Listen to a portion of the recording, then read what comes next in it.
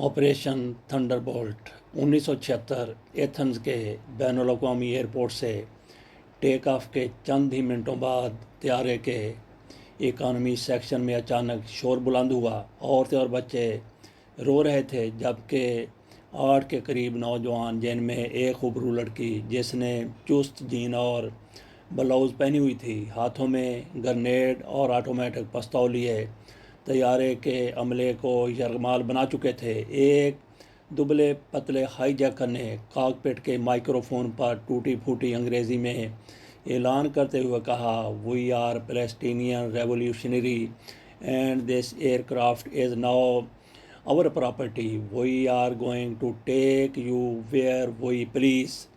इसके बाद लड़की ने अपना पिस्टल लहराते हुए तमाम मुसाफिरों को हाथ ऊपर उठाने को कहा। ये एयर फ्रांस का जेट जो 258 मुसाफिरों को तेल अवीव से बरास्ता एथेंस पेरिस ले जा रहा था। इनमें 103 मुसाफिर इसराइली यहूदी थे जो छुट्टियां मनाने पेरिस जा रहे थे।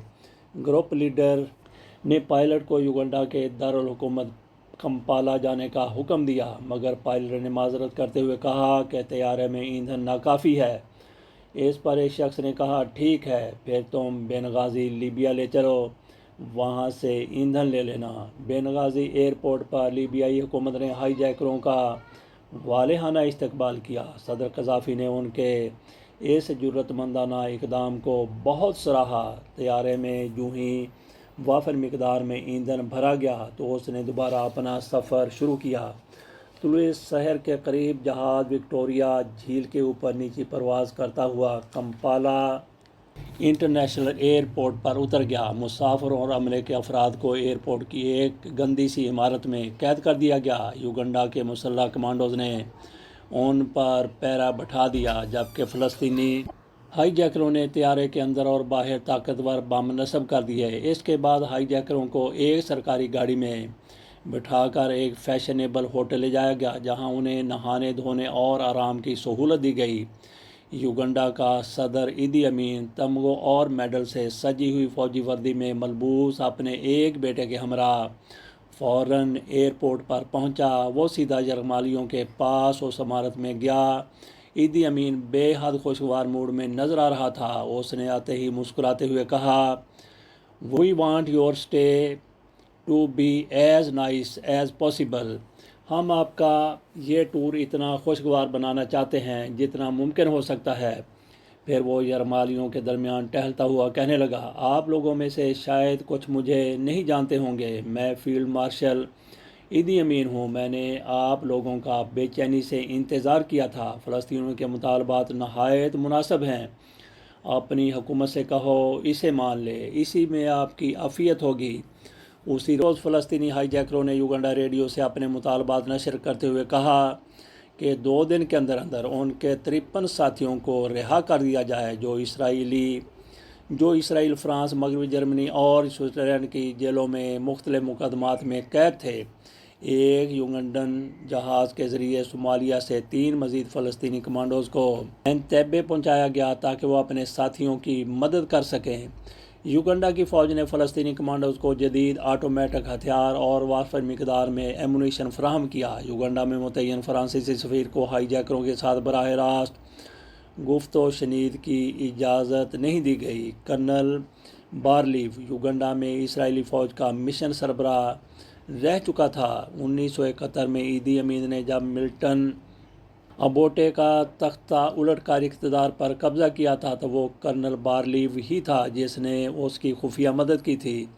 ईदी अमीन कर्नल बारलीव को हमेशा अपना मौसन समझता था। ईदी अमीन ने टेलीफोन उठाया तो दूसरी तरफ से बारलीव ने कहा, बारलीव सर, मैं कर्नल बारलीव बोल रहा हूँ, आप कैसे हैं? ईदी अमीन, ठीक ठाक हूँ, सुनाओ तुम कैसे हो? बारलीव ने कहा, शुक्रिया सर, आपको अंदाज़ा हो गया होगा कि मैंने फ़ोन एक संगीन मसले के सिलसिले में किया है। चंद फ़लस्तीनी दहशतगर्द एयर फ्रांस का मुसाफिर तैयारा अगवा करके एंतेबे पहुँचे हैं। सर, हमें उम्मीद है कि आप इस मसले को हल करने में हमारी मदद करेंगे। ईदी अमीन, हाँ, क्यों नहीं, मैं ज़रूर कोशिश करूँगा। बारलीव ने कहा, सर, आपके पास तारीख़ में अपने लिए अहम मकाम बनाने का सुनहरी मौका है। अमेरिकी और यूरोपी پریس اکثر آپ کے متعلق منفی پروپیگنڈے میں مصروف رہتا ہے۔ ان مسافروں کو رہائی دلوا کر آپ اپنا دنیا پر سکہ جما سکتے ہیں کہ آپ دہشت گردوں کے خلاف ہیں۔ ایدی امین: آپ بالکل صحیح کہہ رہے ہیں، میں دہشت گردی کا حامی نہیں ہوں، مگر کل 12 بجے دوپہر تک اگر فلسطینیوں کے مطالبات نہ مانے گئے تو وہ مسافروں سمیت جہاز کو تباہ کر دیں گے۔ میری مانو تو اپنے وزیر اعظم کو سمجھاؤ، ان کے مطالبات نہایت مناسب ہیں، انہیں مان لو۔ ضد اچھی چیز نہیں ہے۔ اور اس کے ساتھ ہی ایدی امین نے ٹیلی فون کاٹ دیا۔ دوسرے روز ہائی جیکروں نے اپنی ڈیڈ لائن میں مزید 24 گھنٹوں کا اضافہ کر دیا۔ اسرائیل نے بھی بات چیت پر آمادگی ظاہر کر دی۔ یرغمالیوں میں یہودیوں کو الگ کر کے ایک کمرے میں بند کر دیا گیا۔ پھر اچانک 100 یرغمالیوں کو، جن میں زیادہ تر فرانسیسی اور امریکی شہری تھے، ان کو رہا کر دیا گیا۔ پیرس پہنچنے والے رہا شدہ مسافروں کو موساد کی ایک ٹیم نے تفصیل سے انٹرویو کیا۔ انہوں نے انکشاف کیا کہ ایئرپورٹ میں یوگنڈا کے 70 کے قریب مسلح کمانڈوز پہرہ دے رہے تھے۔ بظاہر اسرائیل ان کے ساتھ بات چیت کے لیے کوشش کر رہا تھا، لیکن در پردہ موساد یرغمالیوں کو چھڑانے کے لیے ایک زبردست آپریشن کی تیاری بھی جاری رکھے ہوئے تھا۔ اس خطرناک آپریشن کی کامیابی کا انحصار موساد کی اس علاقے میں انتہائی مؤثر جاسوسی اطلاعات پر تھا۔ یہ موساد کی خوش قسمتی تھی کہ شمالی افریقہ اور بالخصوص کینیا، جس کا یوگنڈا کے ساتھ وسیع بارڈر ہے، میں اس کا عرصہ دراز سے جاسوسی نیٹ ورک کام کر رہا تھا۔ موساد کے صدر کینیا کے ساتھ خفیہ رابطے میں تھے۔ اس آپریشن میں کینیا کے صدر نے در پردہ مکمل تعاون کی یقین دہانی کی تھی۔ آپریشن سے پہلے جاسوسی کے لیے موساد کے 4 اہلکار کینیا کے چند خفیہ پولیس افسروں کے ہمراہ رات کی تاریکی میں ایک تیز رفتار موٹر لانچ میں بیٹھ کر جھیل وکٹوریہ کو عبور کر کے یوگنڈا کی سرحد میں داخل ہوئے۔ انہوں نے انتیبے ایئرپورٹ کے محل وقوع دفاعی نظام کا تفصیلی جائزہ لے کر اپنے ہیڈ کوارٹر کو اطلاع دی۔ پھر موساد کے 2 افراد نے کینیا کے ولسن ایئرپورٹ سے ایک سیسنا طیارہ کرائے پر حاصل کر کے یوگنڈا کی فضائی حدود پر خفیہ پرواز کی۔ انہوں نے انتہائی بلندی سے مذکورہ ایئرپورٹ کی تصاویر اتاریں۔ اس وقت ایئرپورٹ کے رن وے پر متعدد میگ لڑاکا طیارے کھڑے تھے۔ اس کے علاوہ اسرائیل کی ایک کنسٹرکشن فرم نے، جس نے 10 سال پہلے انتیبے ایئرپورٹ کی تعمیر میں حصہ لیا تھا، اس نے اس کے متعلق تمام اہم معلومات فراہم کیں۔ اطلاعات اور معلومات کے اس خزانے کو بنیاد بناتے ہوئے اسرائیلی ایئر فورس نے اسرائیل میں انتیبے ایئرپورٹ کا ریپلیکا بنا کر 2-3 دن اس پر مشقیں کیں۔ ادھر ایدی امین کے کانوں میں کسی نے یہ بات ڈال دی کہ اسرائیلی اس کے متعلق کہہ رہے ہیں کہ اس بار ایدی امین نے ہمیں اپنی مٹھی میں بند کر دیا ہے۔ ایدی امین آخر تک اسی خوش فہمی میں مبتلا رہے کہ اسرائیل اس کے سامنے جھک چکا ہے۔ یہ موساد کی زبردست چال تھی کہ ایدی امین کو کسی بھی ممکنہ فوجی آپریشن کے خیال سے غافل رکھا۔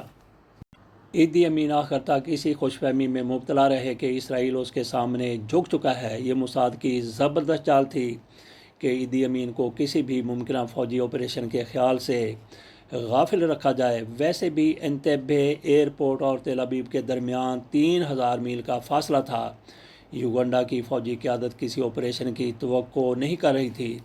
4 جولائی کو IDF اسرائیلی ڈیفنس فورسز نے یرغمالیوں کو چھڑانے کے لیے اپنی تاریخ کا زبردست اور ڈرامائی آپریشن شروع کیا۔ اسے آپریشن تھنڈر بولٹ کا خفیہ نام دیا گیا، جس پر بعد میں ہالی ووڈ نے ایک فلم بھی بنائی۔ تل ابیب کے ایک ملٹری ایئر بیس سے 3 C-130 ہرکولیس ٹرانسپورٹ طیارے فضا میں بلند ہوئے۔ بحر احمر ریڈ سی پر پرواز کے دوران ان کی حفاظت کے لیے اسرائیلی ایئر فورس کے فینٹم لڑاکا طیارے بھی ساتھ اڑ رہے تھے۔ کچھ دیر بعد وہ خشکی کی طرف مڑ کر ایتھوپیا اور کینیا کی فضائی حدود میں داخل ہوئے۔ اسرائیل کا ایک بوئنگ 707، جسے ایک فلائنگ ہاسپٹل میں تبدیل کر دیا گیا تھا، اور اس میں جدید سہولیات کا ایک مکمل آپریشن تھیٹر بھی فٹ تھا، 23 ڈاکٹروں کی ایک ٹیم کو لے کر نیروبی کے ایک ہوائی اڈے پر اترا۔ اسی طیارے سے 50 مسلح کمانڈوز بھی اترے۔ انہیں اسی روز ایک تیز رفتار لانچ میں بٹھا کر جھیل وکٹوریہ عبور کرتے ہوئے یوگنڈا کی سرحد میں چپکے سے داخل کیا گیا۔ تھوڑی دیر بعد ایک اور اسرائیلی بوئنگ یوگنڈا کی فضائی حدود میں داخل ہوا، جو ہیڈ کوارٹر کمیونیکیشن سینٹر کے طور پر استعمال ہو رہا تھا۔ انتیبے ایئرپورٹ کے ارد گرد موساد کے 6 اہلکار، جن کے پاس ہائی فریکوینسی ریڈیو سیٹ تھے، اسی طیارے کے ساتھ مسلسل رابطے میں تھے۔ ان کا کام یوگنڈا کی مقامی سیکیورٹی نظام پر نظر رکھنا تھا۔ آپریشن کے دوران آخری وقت تک اس طیارے کو کمپالا کے ارد گرد چکر لگانا تھا۔ موساد کے ان 6 آدمیوں کے پاس ایک جدید ترین الیکٹرانک آلہ تھا، جس کی مدد سے انہوں نے ایئرپورٹ کے کنٹرول ٹاور کا رڈار سسٹم جام کر دیا۔ غالباً دنیا میں پہلی بار یہ آلہ اسرائیلیوں نے یہاں استعمال کیا۔ اس کے بعد امریکہ نے ایران میں قید امریکی یرغمالیوں کی رہائی کے لیے جو ہوائی جہاز اور ہیلی کاپٹر بھیجے تھے، ان میں بھی اسی قسم کے آلات نصب تھے، جس کی مدد سے ایرانی رڈار سسٹم کو ناکارہ بنایا گیا تھا۔ اچانک رات کی گہری تاریکی میں ایک C-130 طیارے نے رن وے کے مغربی کنارے پر آنکھوں کو خیرہ کرنے والی روشنی کے گولے پھینکے، جس سے پورا ایئرپورٹ تیز روشنی میں نہا گیا۔ اس کے بعد اسی طیارے سے متعدد بم گرے، جس کے خوفناک دھماکوں سے پورا علاقہ لرز گیا۔ ایئرپورٹ پر متعین مسلح کمانڈوز کی توجہ اسی سمت ہو گئی اور اس کے ساتھ ہی انہوں نے اس طرف بھاگنا شروع کیا۔ عین اسی لمحے دوسرے 2 C-130 یکے بعد دیگرے رن وے پر اتر گئے۔ وہ یوں ہی رکے تو ان کے پیٹ سے ملٹری جیپیں اور بختر بند گاڑیاں اتریں۔ ان میں آٹومیٹک ہتھیاروں سے لیس اسرائیلی کمانڈوز بیٹھے ہوئے تھے۔ انہوں نے فوراً سیکیورٹی گارڈ پر فائر کھول دیا۔ پلک جھپکتے میں اسرائیلی کمانڈوز نے ایئرپورٹ کے مختلف مقامات پر مورچے سنبھال لیے تھے۔ یوگنڈا کے کمانڈوز بھی حیران تھے کہ انہیں ایئرپورٹ کے محل وقوع اور محفوظ جگہوں کا اتنی جلدی کیسے پتہ چل گیا۔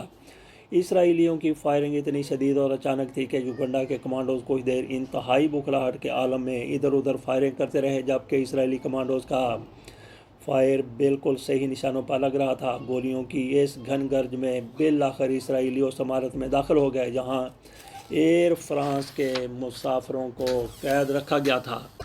انہوں نے جلدی تمام مسافروں کو جیپوں میں بٹھایا، جو انہیں لے کر تیزی سے رن وے پر کھڑے C-130 طیاروں کی طرف پوری سپیڈ میں روانہ ہوئیں۔ دونوں طیاروں کے کارگو کمپارٹمنٹ کھلے ہوئے تھے۔ وہ جیپیں مسافروں سمیت ان میں داخل ہو گئیں۔ 50 منٹ کے اندر آپریشن تھنڈر بولٹ مکمل ہو چکا تھا۔ دونوں C-130 طیارے اپنے کمانڈوز اور رہا شدہ مسافروں سمیت فضا میں بلند ہوئے۔ اس شوٹ آؤٹ کے دوران 3 یرغمالی گولیوں کا نشانہ بن کر ہلاک ہو گئے اور ان کے ساتھ ایک اسرائیلی کمانڈو بھی مشین گن برسٹ کی زد میں آ کر ہلاک ہوا، جبکہ ساتھ کے ساتھ فلسطینی کمانڈوز گولیوں سے چھلنی ہو چکے تھے۔ ان کے ساتھ 20 یوگنڈن گارڈز بھی مر چکے تھے۔ اسرائیل جاتے رن وے پر کھڑے یوگنڈن ایئر فورس کے 11 میگ لڑاکا طیاروں کو بھی دھماکوں سے تباہ کر دیا۔ یہ طیارے آہستہ سلگتے رہے اور یوگنڈن کمانڈو یوں ہی تاریکی میں فائرنگ کر کے اپنا ایمونیشن اور وقت ضائع کرتے رہے، حالانکہ حملہ آور کب کے پرواز کر چکے تھے۔ اسرائیلی طیارے آپریشن مکمل کرنے کے بعد نیروبی کے ایک فوجی اڈے پر اترے۔ وہ 4 گھنٹے تک یہاں رکے رہے، پھر ایندھن لینے کے بعد وہ تل ابیب کے لیے روانہ ہوئے۔ رات کے 1 بجے کے قریب ایدی امین کو اس کے سیکرٹری نے جگا کر ارجنٹ فون پر اطلاع دی۔ ایدی امین نے آنکھیں ملتے ہوئے جو ہی فون اٹھایا تو اس نے تل ابیب سے کرنل بارلیو کو سنا۔